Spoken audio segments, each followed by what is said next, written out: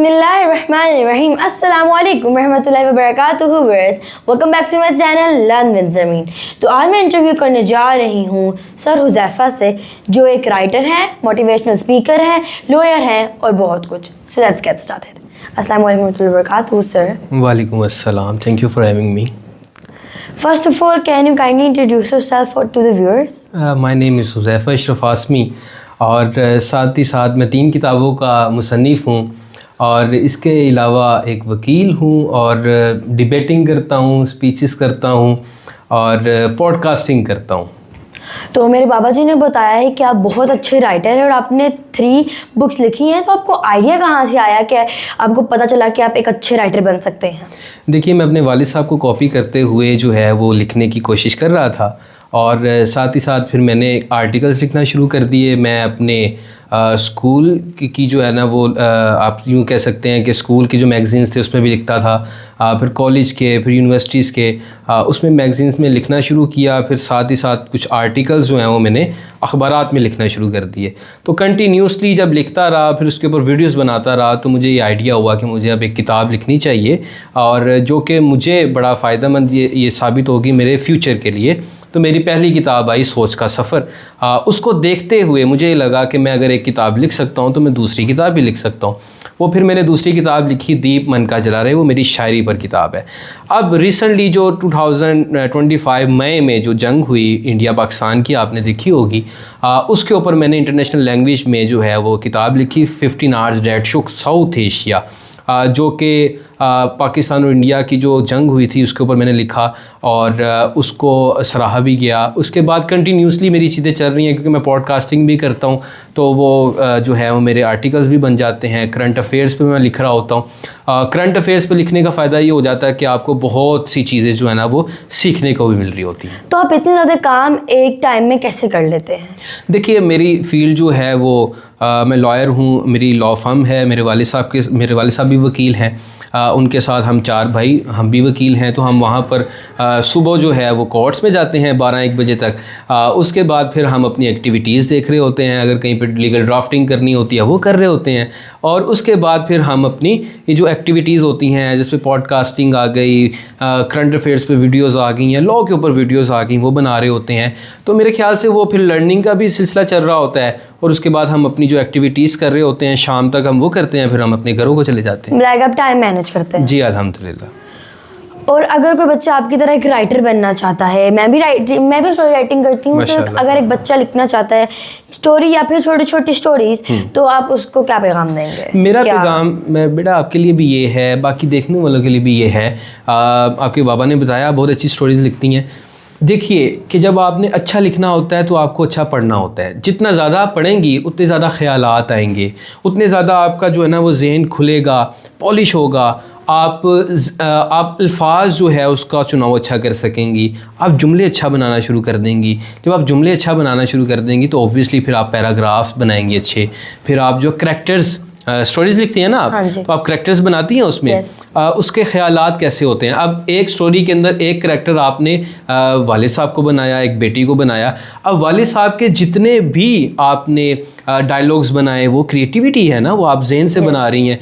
फिर ऑब्वियसली आपके वालिद साहब तो पास नहीं बैठे आपको बताने के लिए बेटा मैं ये बोल रहा हूँ, ये लिखो, मेरा करैक्टर ये है, वो भी आपने लिखने हैं. फिर आपने अपने भाई का करैक्टर बनाया, वो भी आपने लिखना है. तो इट मीन्स डैट के you are multi dimensional actually. आप उसको चीज़ों को लेते हुए अपने ख़यालात को इतने वाइडर बना रही हो कि आप उसको अपने जो ख़यालात हैं उसको निखार रहे हो. तो बेसिकली जो बेसिक से लेकर चल रहे होते हैं उनको मैं ये कहूँगा कि जितना ज़्यादा पढ़ा जा सकता है उतना ज़्यादा पढ़ें. आप स्टोरीज़ पढ़ें बच्चों की. फूल मैगज़ीन आता था, अब पता नहीं आता है कि नहीं, लेकिन वो पढ़ें. होनहार पढ़ें. अभी भी जो है ना वो डाइजेस्ट कुछ ऐसे हैं जिसमें बच्चों के लिए लिखा जा रहा होता है, उसको पढ़ें. तो आप यूट्यूब के ऊपर जो है ना कुछ वीडियोज़ बनी हुई हैं, वो स्टोरीज़ बड़े मज़े की होती हैं, वो देखिए. तो आपका टाइम भी बचेगा और आपकी जो जहनी पावर्स होती हैं वो भी स्ट्रॉन्ग होंगी. अच्छा, आपने जैसे राइटिंग स्टार्ट की तो पहले छोटी छोटी स्टोरीज लगती थी, तो मैं बहुत क्यूरियस हूँ कि आपकी पहली स्टोरी आपने कब लिखी थी और वो उसकी थीम क्या थी? देखिए, ये चीज़ काफ़ी पुरानी हो गई, शायद मुझे अब याद ना आ रही हो, लेकिन मुझे थोड़ा सा ये याद है. 2016 में मैंने पहली स्टोरी लिखी थी, और वो भी बच्चों के लिए कुछ थी, जिसमें कुछ लेसन देने की मैंने कोशिश की थी।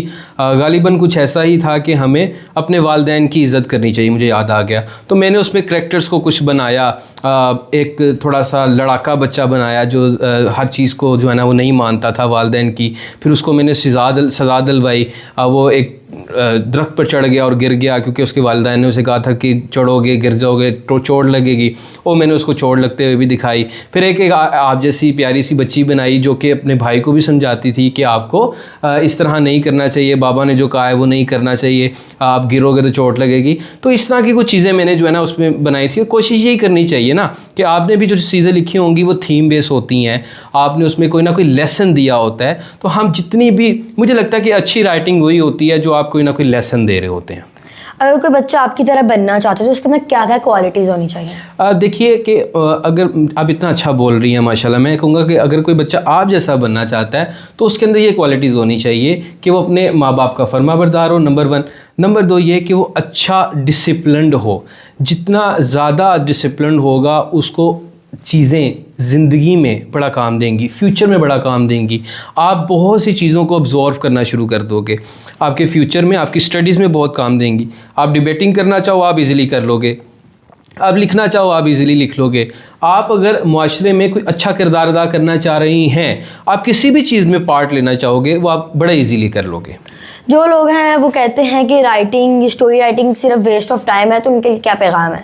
मेरा नहीं ख्याल, ये पता नहीं कौन कहता है, लेकिन अगर कोई कहता है तो उसका इससे कोई ताल्लुक़ ही नहीं रहा होगा। उसका ताल्लुक़ सिर्फ़ और सिर्फ मुख्तलिफ़ एक्टिविटीज़ में, क्रिंज में होगा या कुछ ऐसी चीज़ों में होगा। लेकिन अगर कोई कहता है कि ये वेस्ट ऑफ टाइम है तो शायद उसका कोई तजर्बा रहा होगा, लेकिन मुझे नहीं लगता कि ये वेस्ट ऑफ टाइम है। और अगर ये कोई कह रहा है तो उसको थोड़े से समझने की ज़रूरत है, वो शौरी तौर पर जो है ना उसको एजुकेट करना होगा। अच्छा, तो आपकी जर्नी कहाँ से स्टार्ट हुई, लाइक कैसे स्टार्ट हुई स्पेशली राइटिंग की, और सबसे ज़्यादा आपको सपोर्ट किसने किया? मेरी जर्नी स्टार्ट हुई 2011 से। मैं डिबेटिंग करता रहा और इसके साथ साथ कंपेयरिंग जो होती है वो करता रहा, और साथ साथ मैं शायरी भी लिखता रहा। 2016 से मैंने बाकायदा लिखना फिर शुरू कर दिया। 2020 में मैंने 2020 में मैंने अपनी पहली किताब लिखी, सोच का सफ़र। फिर दूसरी किताब आ रही है, तीसरी किताब जो है वो 15 आवर्स डेट शो लिखी। उसके साथ साथ मैं मुख्तलिफ़ आर्टिकल्स और मैगज़ीन्स में के लिए लिखता हूँ। तो मुझे सबसे ज़्यादा सपोर्ट मेरे वालिदैन ने किया। मेरे वालिद साहब की, चूँकि वो माशाल्लाह उन्होंने भी बहुत सी किताबें लिखी, 7-8 किताबें उनकी हैं और मुख्तलिफ़ लेक्चर्स हैं, तो वो बहुत सपोर्ट करते हैं। और मेरे मुख्तलिफ़ जो है ना वो फील्ड से ताल्लुक़ रखने वाले उस्ताद मौजूद हैं। मैं सबसे जो है ना वो कंसर्न करता हूँ, उनसे पूछता हूँ, गाइडेंस लेता हूँ। AI का दौर है, लेकिन ज़रूरी इस अमर की है कि AI के दौर में रहते हुए भी आपको उस्ताद की और आपके वालिदैन की ज़रूरत है। ये ज़रूरी नहीं है कि AI का दौर आ गया तो आप अपने वालिदैन को या अपने उस्ताद को एक्सक्लूड कर दें। जो चीज़ आपके उस्ताद और आपके वालिदैन आपको सिखा सकते हैं वो आपको AI नहीं सिखा सकता, गो के वो अच्छी चीज़। आपकी सारी बुक कौन से एज के ग्रुप के बच्चे पढ़ सकते हैं? ये सारी एज के ग्रुप के बच्चे पढ़ सकते हैं। सोच का सफ़र जो है ना वो बच्चे पढ़ सकते हैं, उनमें उसमें मोटिवेशनल स्पीकिंग है, जो दीप मन का जला रहे है शायरी पर है, वो भी सारे पढ़ सकते हैं। क्योंकि मैं चूँकि इकबाल को पढ़ने वाला हूँ, मैंने ऐसी शख्सियात को पढ़ा, तो मेरी कोशिश ये भी होती है कि शायरी में भी जो है मायूसियत ना आए, उसमें भी कोई ना कोई मोटिवेशन दी जाए, तो वो भी पढ़ सकते हैं। और जो बुज़ुर्ग हैं जो अपनी एक्टिविटीज़ से हट कर कुछ अदब पढ़ना चाहते हैं वो भी पढ़ सकते हैं।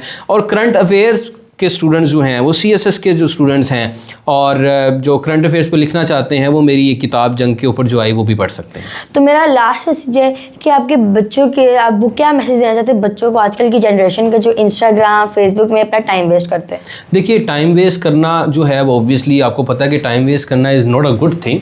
आपको बेहतरी की तरफ आने के लिए आपको, देखिए, जिस इंसान को, बच्चे को या बड़े को, बुजुर्ग को ये पता चल गया कि जो चीज़ मेरा टाइम वेस्ट कर रही है, यानी कि उसके जहन में एक चीज़ है कि ये चीज़ गलत है, तो उसके ऊपर फिर काम शुरू कर दे, अपनी सलाहियतों के ऊपर काम करना शुरू कर दे। अब देखें, सोशल मीडिया पे अगर मैं दिन में 5 घंटे लगा रहा हूँ तो मुझे पता है मैं क्यों लगा रहा हूँ। उसकी वजह यह है कि मैं एक पॉडकास्टर हूँ, मुझे अपनी पॉडकास्टिंग देखनी है, अपलोडिंग देखनी है, मुझे उसके ज़रिए उसके रिलेटेड कंटेंट देखना है।